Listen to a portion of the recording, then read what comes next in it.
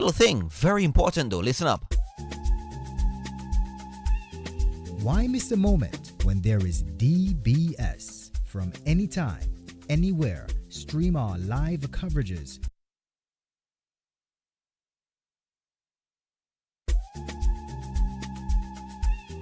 Why miss the moment when there is DBS? From anytime, anywhere, stream our live coverages of functions, events, and funeral services as we capture every moment with precision and care. Be sure to subscribe to our YouTube and Facebook pages at DBS Radio and DBS Radio Funerals. For more info on our services, call 448-7672.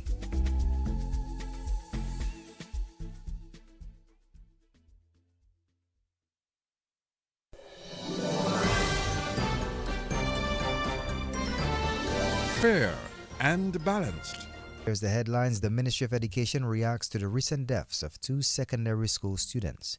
In the news from the region, ExxonMobil, Guyana's profits soared to $995 billion in 2024 in Guyanese dollars. And internationally, South Korea's opposition leader Lee wins election as ruling party's Kim concedes. The details of these stories and more coming up next. Too often, customers are counted but not valued, like mere numbers, statistics, transactions. But at Flow, we're prioritizing you, our valued customers who have been with us through every milestone, every moment. That's why we're putting our money where your loyalty is. Flow customers claim up to $400 in rewards for smartphones, groceries, and more when you add mobile to your current internet plan. Because loyalty isn't a one-way street. At Flow, loyalty flows both ways. DBS News. And welcome back. First off, the Ministry of Education has reacted to the recent deaths of 2 secondary school students. Permanent Secretary in the Ministry of Education, Robert Geist, says the ministry has implemented measures to support the students from the 2 schools affected by the tragedies.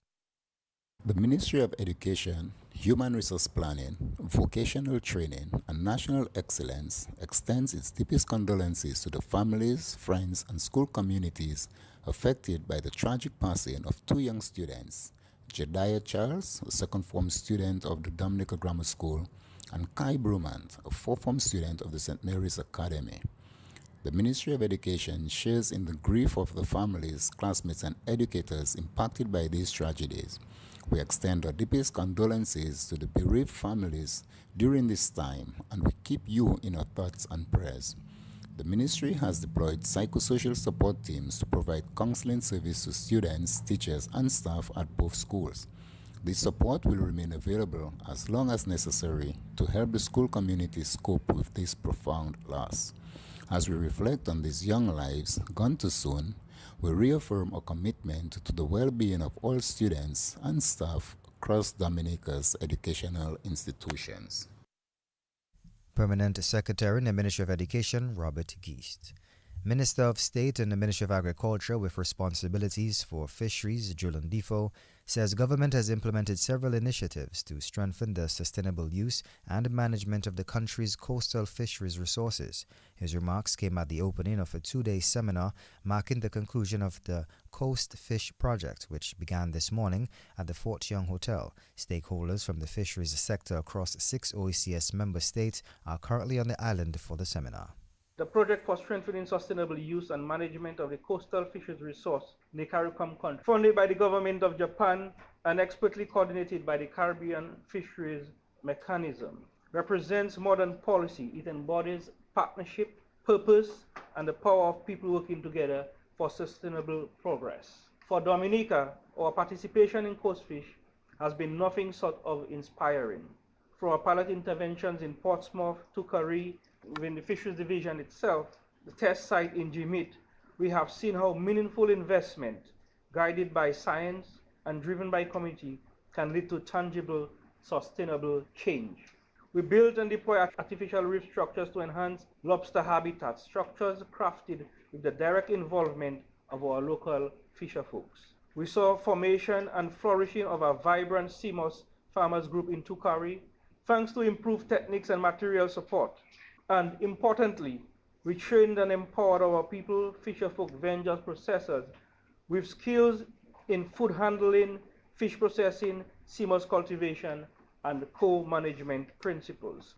Our work has not only addressed ecological restoration, but from reefs to mangroves, but has also strengthened the social and institutional fabric needed to manage these resources for long term.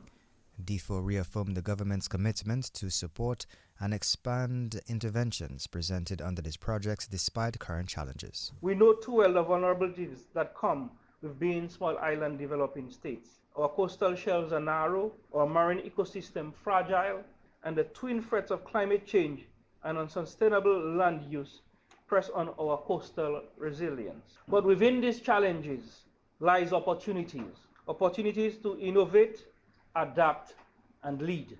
The coast fish interventions, while seemingly modest in size, are monumental in impact. They advance our national objectives as outlined in the Climate Resilience and Recovery Plan, and this is a national policy that we have in Dominica, strengthening our communities, building our economy, preserving our environment, and deepening our collective consciousness of sustainability. Let me be clear, this is not the end. The Ministry of Agriculture, Fisheries, Blue and Green Economy will continue to support and scale up the intervention introduced on the coast fish. We see their value, we see their potential, and we see the people behind them. Minister of State in the Ministry of Agriculture with responsibility for fisheries, Glen Prince. Leader of the United Workers' Party, Dr. Thomson Fontaine, has outlined a roadmap which he said will transform Dominica in a UWP government. Dr. Fontaine told a press conference of the UWP this morning that economic empowerment through fair wages and salaries would be at the center of the UWP plan. We will ensure better pay for our working class by initiating an increase in the minimum wage to $12 an hour from its current levels. Public servants will realize significant increases in their salaries to keep up with inflation. And as we transform the NEP program into a skills building and training program, their wages will also grow to reflect that reality. These actions will ensure that every Dominican can live and provide sufficiently for their families. Number 2, tax reform for wealth creation. We will overhaul the tax system, revise VAT rates downwards, remove the suffocating import duties, and provide duty-free incentives to build homes and businesses. And overall, we will reduce the tax burden on our people. These actions will stimulate entrepreneurship and business growth, revive the private sector, rebuild the middle class, and promote economic growth. Dr. Fontaine says healthcare and education will be revamped in a UWP government.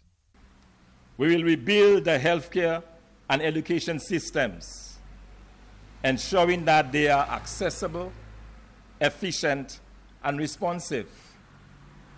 Well-equipped and supplied medical centers will make use of our trained doctors both at home and abroad. This will be complemented by a national health insurance program. Our education system will be modernized. Our students trained in math, languages, science, and social disciplines. We will equip our people with the tools to compete globally, ensuring that no one is left behind. Number 4, our Kalinago people, tourism and environmental protection. We will safeguard and promote the uniqueness of our Kalinago people while developing an ecotourism product that is unequaled around the globe. Our culture and unique music, including our bouillon, will be encouraged and promoted globally, thus creating unlimited opportunities for our youth in particular. Leader of the UWP, Dr. Thomson Fontaine. Meantime, former parliamentary representative for Salisbury, Hector John, is the new deputy leader of the United Workers' Party. He replaces Senator Delbert Paris, who resigned recently. Glenroy Soso Coffey is the new public relations officer. Dominican farmers have come in for commendation for their consistency in feeding the nation. Prime Minister Roosevelt Skerrit told a pre-budget consultation for farmers and agro-processors at the State House Conference Center this afternoon that in spite of the challenges, the Dominican farmers have persevered. A series of pre-budget consultations are taking place this week. I want to commend all the farmers. I mean, you guys are doing a fantastic job in Dominica. Don't let anybody tell you otherwise. I mean, the quality of your products, I see the quality of sweet potatoes that you have, the quality of the plantains, the bananas. Yes, we have little challenges here and there, but we have to speak about the positive. And you guys brave in the hot sun, you brave in the rain, you brave in the condition of the roads in some parts. And when you drive around Dominica and you go to the markets and you go to the farms, I mean, you have high quality stuff. Sometimes we speak about the negatives and what's not happening, what's supposed to happen. But I think the only way you can get encouragement is by pointing out the positives that are happening. And we build on that while we address the shortcomings that we have. But you must not beat yourself and think that you're not doing well. You're doing a fantastic job in feeding the nation and feeding the region. And I think that we have an advantage, but the only way we're going to keep our advantage is to maintain the high quality, maintain the diligence, and let us learn new techniques, avail ourselves to new techniques and new farm practices, and so forth. And I want to commend the minister and the entire staff. I want to say to the staff of the Ministry of Agriculture, I know from time to time you criticize, but from where I sit, I give you high commendation in the last couple of years. And I don't give marks for free. So when I big you up, I big you up. You understand?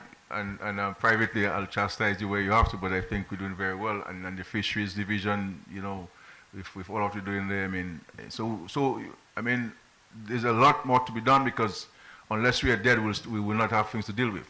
You understand? But we must not beat ourselves. I mean, you guys are doing a fantastic job there in open field agriculture. Prime Minister Roosevelt Skerrit. Dominicans are urged to remain vigilant due to potential adverse weather conditions during the hurricane season.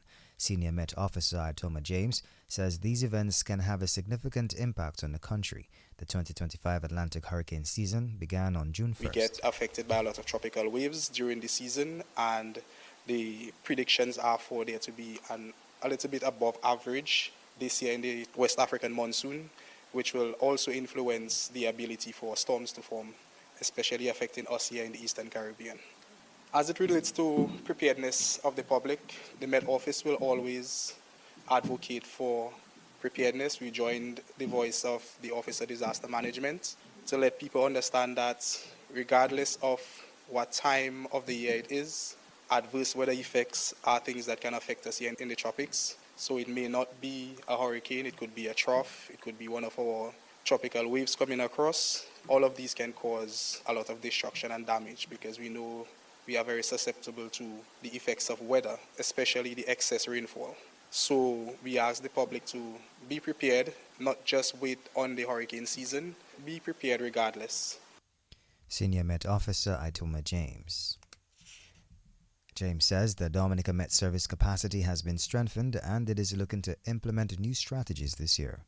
The Met Office this year will also continue doing its best. We have upgraded our modeling capabilities. The Cuban Met Office has worked with us to help design a more refined weather modeling service so that we can have more accurate information being provided to the public. Additionally, we will continue working with the Office of Disaster Management to go out and do our community updates. We help the community prepare themselves for the service, understand what the Met Office does and how and where to get the information. This is a protocol used to standardize information that is being given out to the public in terms of alerts. So we want to implement that this year, and we look forward and hope that the media and the general public can sign up so that they can be getting these information ahead of time in a standardized format that can be easily understood and acted on.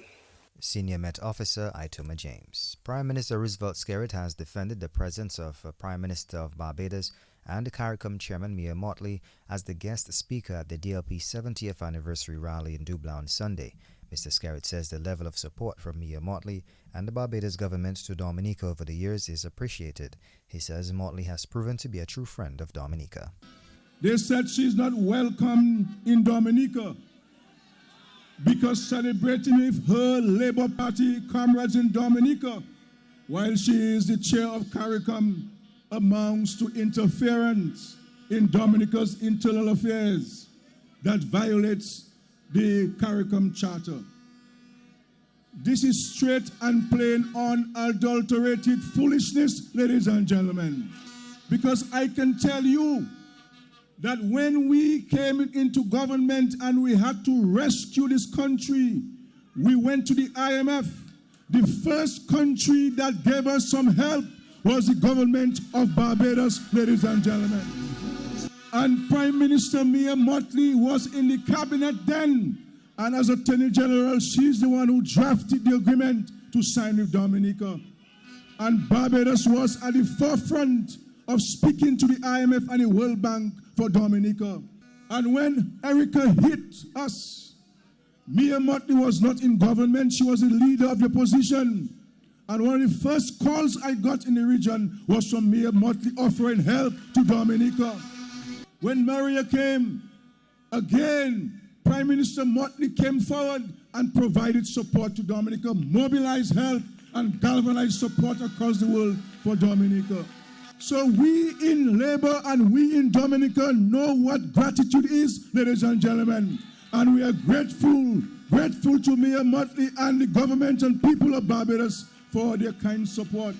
Prime Minister Roosevelt Scarrett. Meantime, CARICOM Chairman Mia Mottley says decisive and competent leadership will be needed to confront the challenging period facing small island developing states. I say to you that leadership matters. Leadership matters. Because if you don't have the right leadership, you will end up with confusion. If you don't have the right leadership, you will end up with chaos. And I say to you that us in Barbados learned that the hard way when we had our lost decade.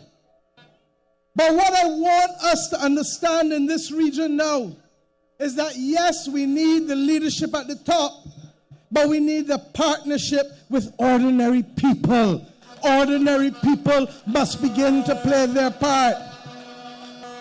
And I know that your Prime Minister Roosevelt Scarrett knows it, because his has not been a journey that has been easy. He has had to contend with all of the challenges and crises to which I have referred. And he has done it without fanfare, remaining focused and making sure that this country that others would not have given a chance to has remained standing. CARICOM Chairman Mia Mottley taking us to the end of this evening's news and national.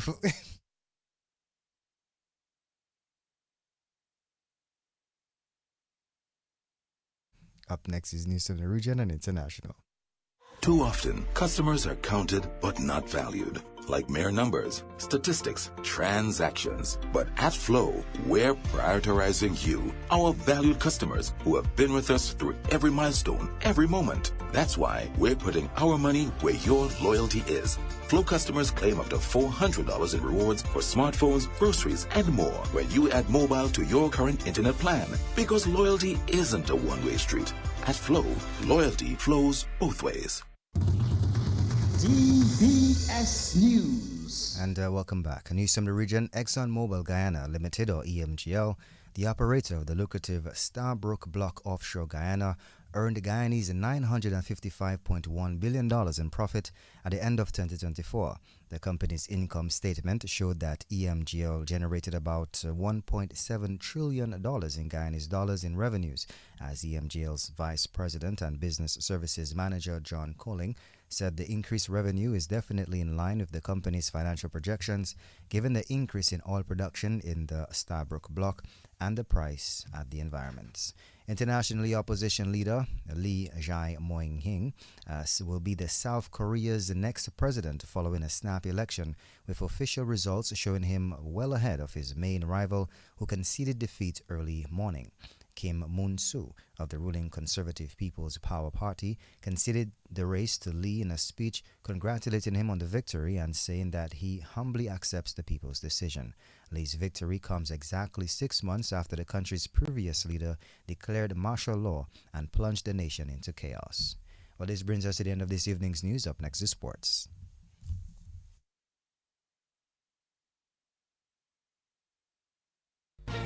Covering the nation and beyond, DBS Sports Report.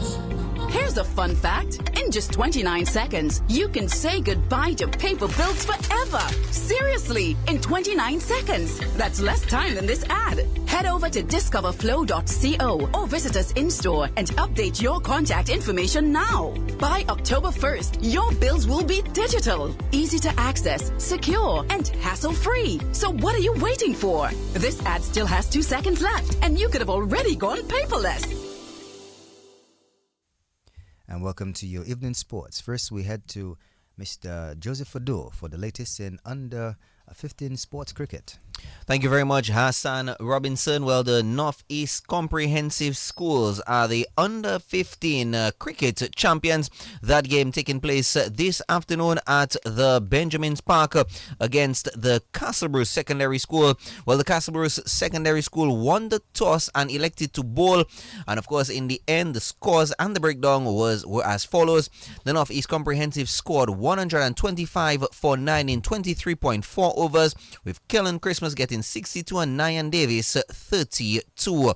Drent Ogis got 3 for 18, Tyreek Loda 3 for 46, and Vince Daru 2 for 21. The Castlebruce Secondary School needed 126 runs to win, were only able to muster 119 all out in 28.4 overs.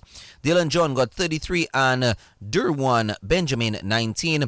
Kellen Christmas took 4 for 37 and Nyan Davis 3 for 39. The NECS won by 6 runs. Player of the match went to Kellen Christmas of the Northeast Comprehensive School. And once again, the Northeast Comprehensive School are the under 15 cricket champions. Hassan Robinson, it's back to you. Thank you, Joseph Fado, for that comprehensive report here, and congratulations to the victory team.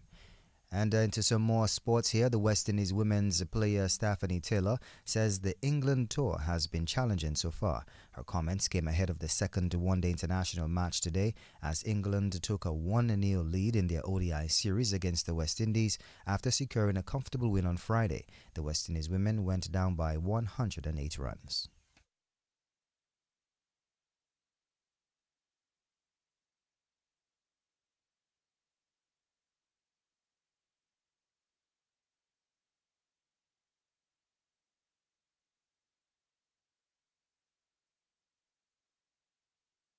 Yeah, it's a bit challenging. Obviously the conditions is not what we're used to.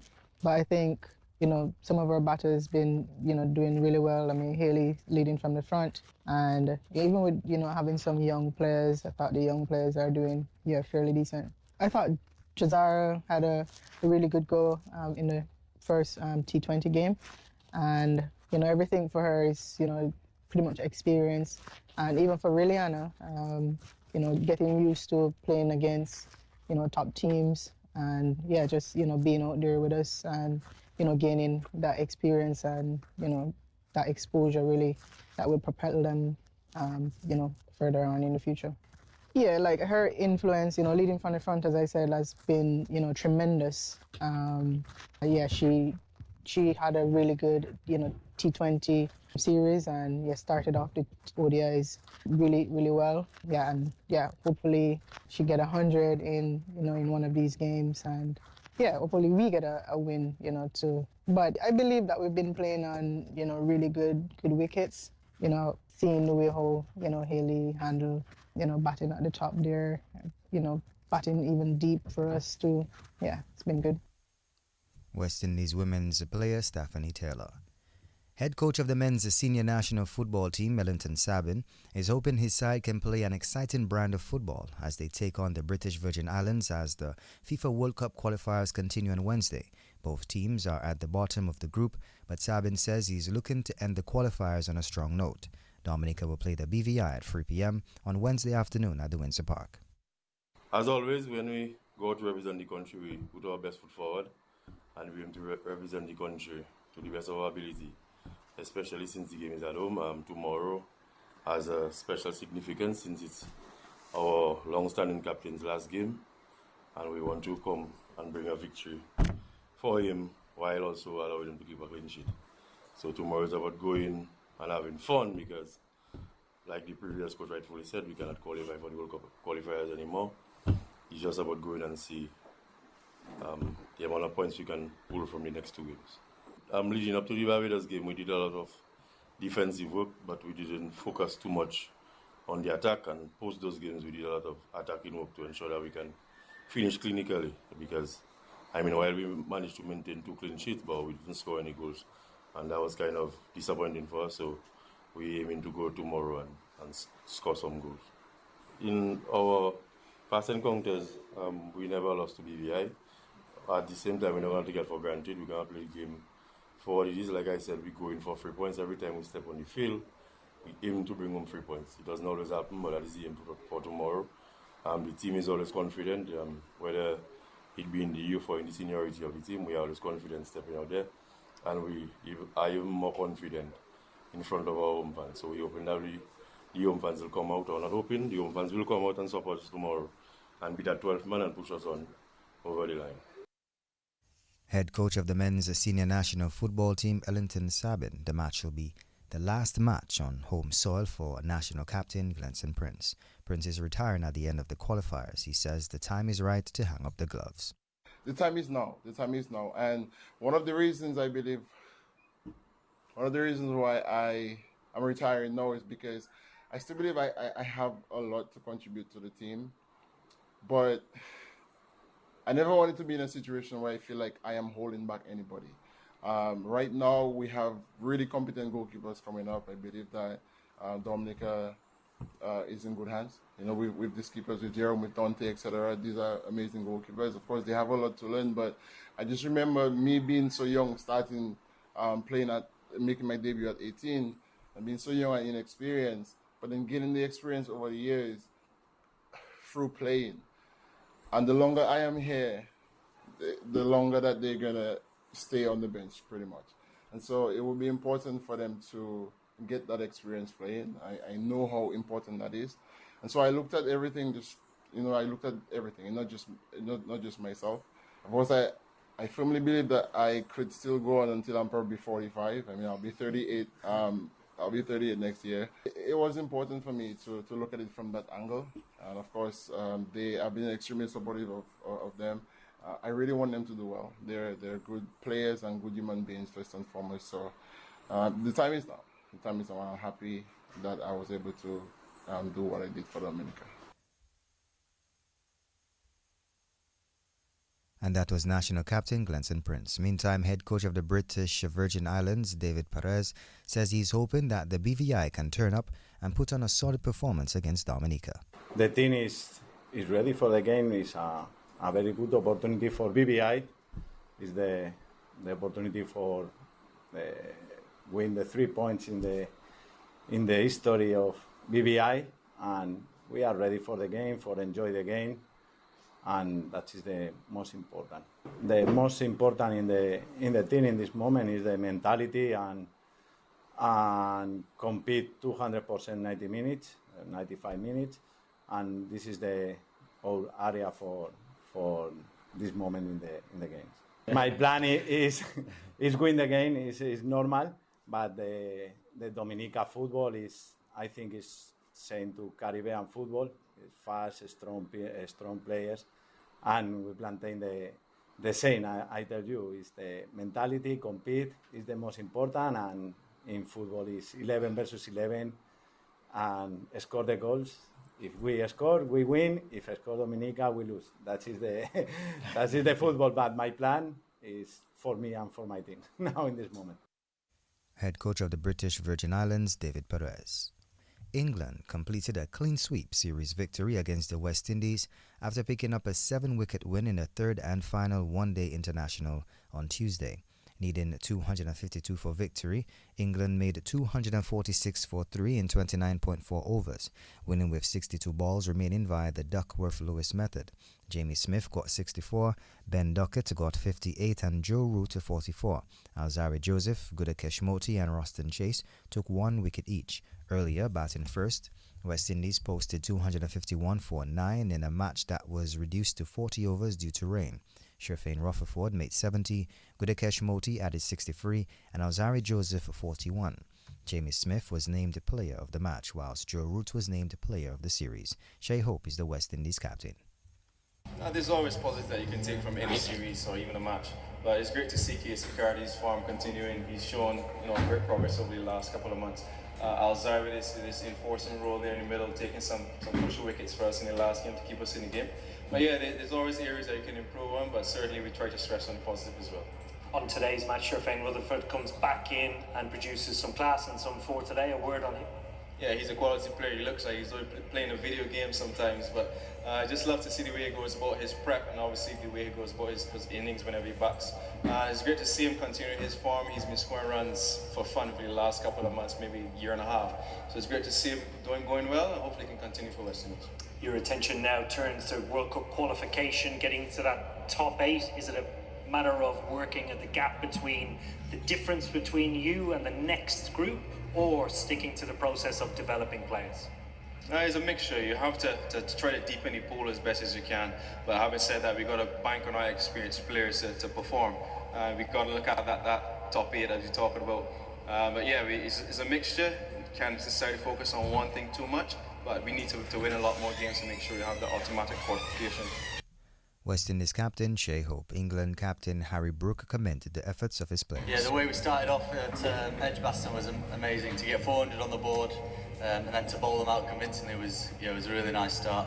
And then that win there today was awesome as well. We've been talking about being dominant, going 2-0 up in the series and then trying to finish out the series with 3-0. And yeah, we did that today and it was awesome to see. How satisfying is it watching new players, young players coming in new roles and fulfilling the expectation that you've set? Yeah, awesome as well. Jaxie's been mega down the order, especially at Edgbaston, that 30 or 40 runs he got. Beth as well, match-winning performance at Edgbaston. And then Smudge tonight, he was just, he took the game away from him in the power play, which is what we like to see. And a question you will get continued to ask over the course of your captaincy, the balance of the side. You're still happy with what you've got on the park with 3 seamers and the rest fulfilling spin? Yeah, absolutely. There's going to be opportunities for Beth and Jackson to bowl a good amount of overs in there as well, so I think that their bowling is only going to go upwards. And I just like the depth with the batting, like we saw in the last game at Cardiff, to chase down that score when we lost 2 early wickets. I think was key, having the extra batter in there. And that was England captain Harry Brook. And this brings us to the end of this evening's national focus as well as regional international news and sports. Special thanks to the DBS News and Sports team and link personnel, DJ Hillboy. Here's a fun fact. In just 29 seconds, you can say goodbye to paper bills forever. Seriously, in 29 seconds. That's less time than this ad. Head over to discoverflow.co or visit us in-store and update your contact information now. By October 1st, your bills will be digital, easy to access, secure, and hassle-free. So what are you waiting for? This ad still has 2 seconds left, and you could have already gone paperless. Now, your community bulletin board.